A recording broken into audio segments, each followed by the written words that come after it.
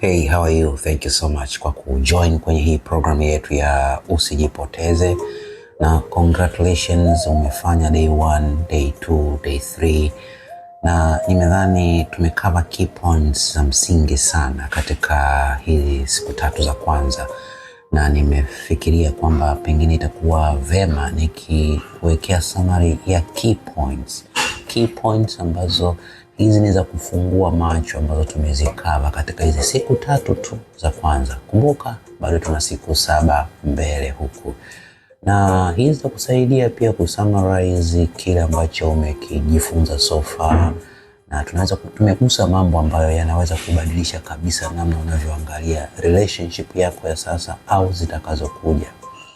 Na zipo nyakati wakati unanisikiliza umepata hii point, yani umekuwa unajisikia kusikia ndani mwako, kumbe. Sasa nimejaribu kwa mtazamo wangu nimejaribu kukusanya zile points ambazo nimezisema katika hizi lecture ya day 1, day 2, day 3. Na kumbuka hizi sio lecture tu za kawaida, hii ni awakening, ni vile vitu ambavyo yani ukiviona huwezi tena kujifanya hujaviona. Mpata point ya kwanza, mahusiano. Hii kamate kabisa. Yale mahusiano yenye sumu, toxic relationship, huwa hayaanzi siku moja unapoanza kuumia. Mara nyingi huwa yanakuwa yameanza mapema, lakini inaonekana kama upendo.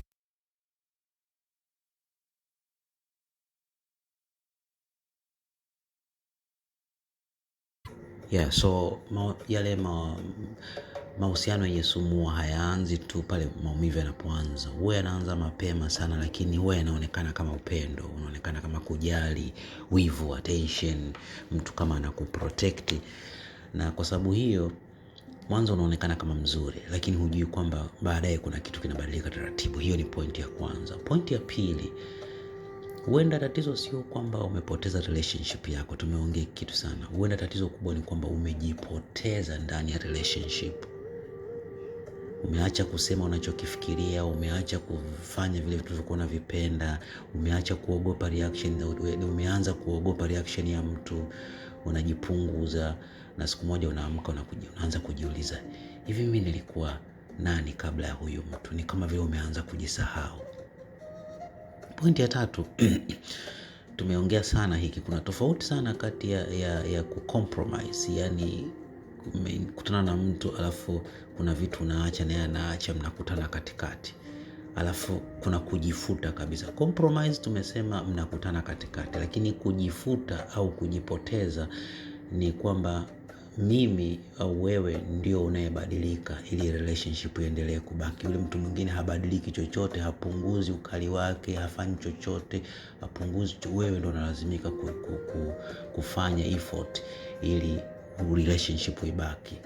Na tumesema watu wengi tunachanganya hiki kitu, na ukifanya hivi kwa muda mrefu unaanza kujikuta unaweza kuta relationship, yani unaweza kubaki na relationship lakini ukajikuta wewe umepotea. Point ya 4, tumeongelea kuhusu kujali na kucontrol, na hivi vitu vinachanganya sana. Unaweza kuongea lugha, vinaweza kuonekana kama ni vitu vinavyofanana. Mtu anaweza kukuambia kwamba nataka kujua uko wapi, na nataka kwa sababu nakupenda, lakini swali sio anasema anakupenda. Tujiulize kwamba swali ni kwamba anatumia upendo huo kukupa usalama au kukupunguzia uhuru. Mtu anatumia upendo kama nyenzo, kwa hiyo hii ni control, is not love.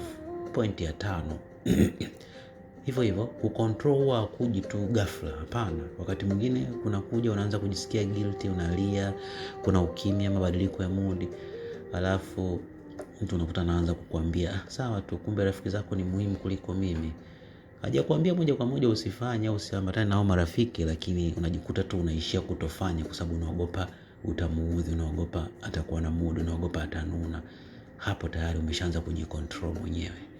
Point ya 6, tuliongelea kwa uzito sana kwamba intensity sio intimacy. Mtu anaweza kuwa ana wivu sana, anaweza kuwa anakutaka sana, anaweza kuwa anaogopa sana kupoteza, anaweza kuwa yuko obsessed na wewe, muda yuko na wewe muda wote, lakini hiyo peke yake haimaanishi kwamba anajua jinsi ya kukupenda kivizuri. Umeelewa?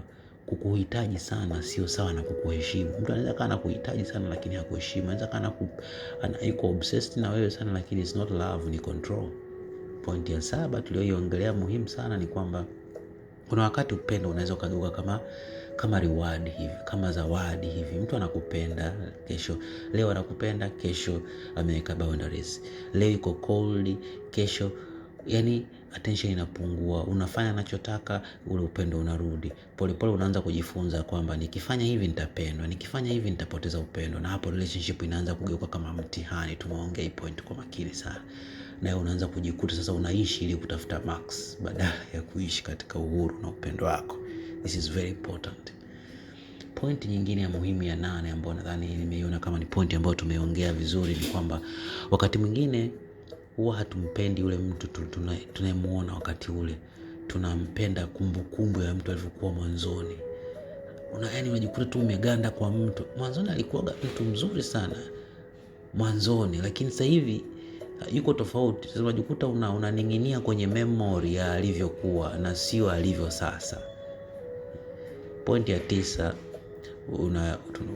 tukasema unaweza kujikuta unaweza kutoa sana, sio kwa sababu unapenda, lakini kwa sababu unataka kustahili kupendwa. Unaweza kujikuta unamfanyia mtu vitu sio kwa sababu unampenda, ila kwa sababu unatafuta upendo kwake. Unasaidia, unavumilia, unajitoa, unakuwa very understanding.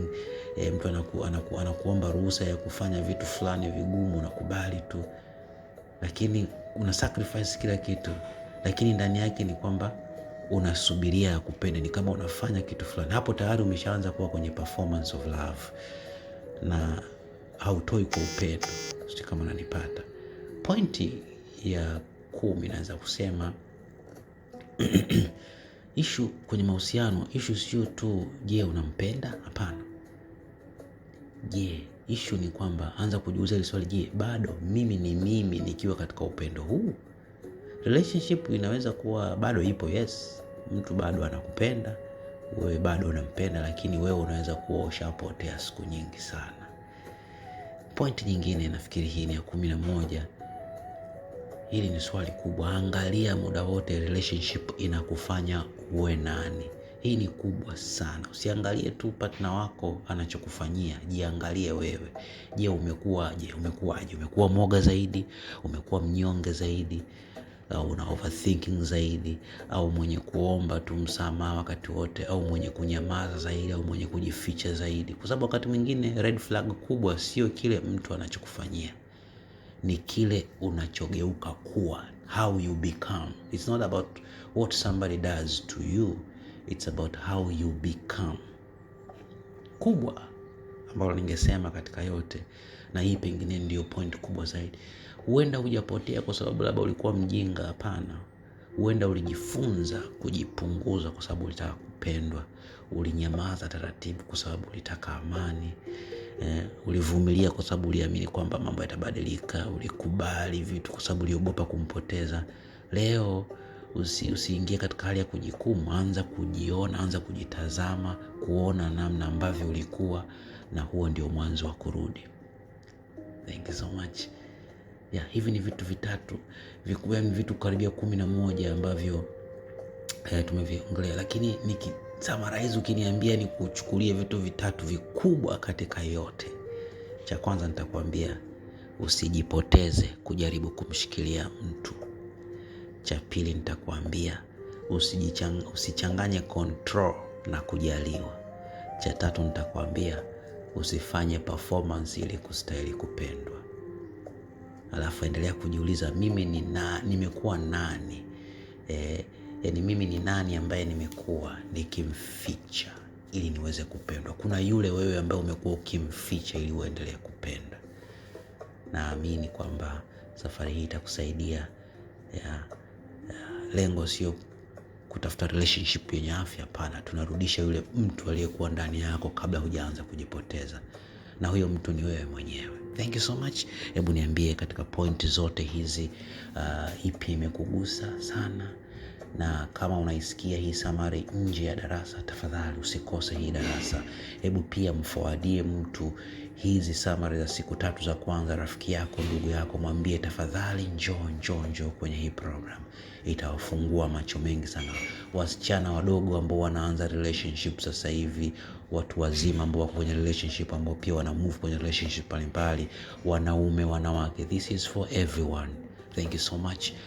natamani kukukuta kwenye darasa kama hujaingia kwenye hili darasa. I'm your coach Elbariki Mkumbo. Ni check kwenye namba iliyoko hapo chini ya hii summary. Tafadhali kama wewe ni mpya, and please join kwenye hii program. Ni program ya siku 10 ambayo unachangia only 10,000. Na hii ni summary ya siku 3 tu za kwanza kati ya siku 10. More material is coming. Thank you so much.